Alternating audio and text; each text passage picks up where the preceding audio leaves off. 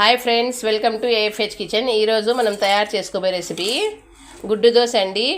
దోశ మీద గుడ్డు వేసుకొని దీన్ని గుడ్డు దోశ ఎలా తయారు చేసుకోవాలో దీనికి కావాల్సిన పదార్థాలు: దోశ పిండి, ఉల్లిపాయ ముక్కలు, కొత్తిమీర, మిరియాలు, కారప్పొడి, గరం మసాలా, ఉప్పు అండి. వీటన్నింటిని మనం మిక్స్ చేసుకుందాము. అలానే 2 కోడిగుడ్లు అండి. ముందుగా మనము స్టవ్ మీద తవా పెట్టేసుకున్నాము. లో ఫ్లేమ్లోనే పెట్టేసుకోండి స్టవ్ని.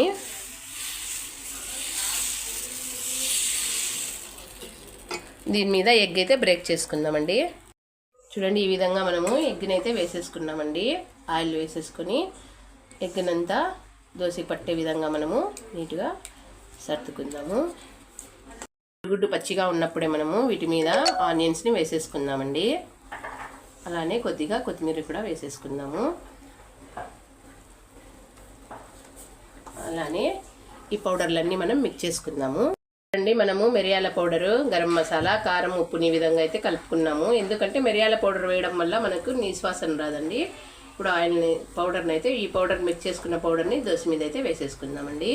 వేసేసి కొద్దిగా ఆయిల్ కూడా వేసుకుందాము.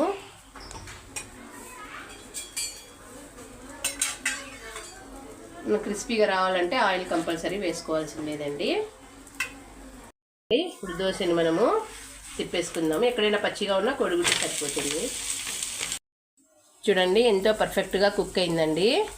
కొద్దిసేపు ఇలానే పెట్టేసుకుందాము. దోశని క్రిస్పీగా అయ్యేంత వరకు ఉంటుందండి. పిల్లలకి కోడిగుడ్లు ఇలా రకరకాలుగా దోశ మీద అలా వేసుకుంటే సరిపోతుంది. చూడండి, ఎంతో టేస్టీ మరియు హెల్తీ అయినటువంటి కోడిగుడ్డు దోశ రెడీ అండి.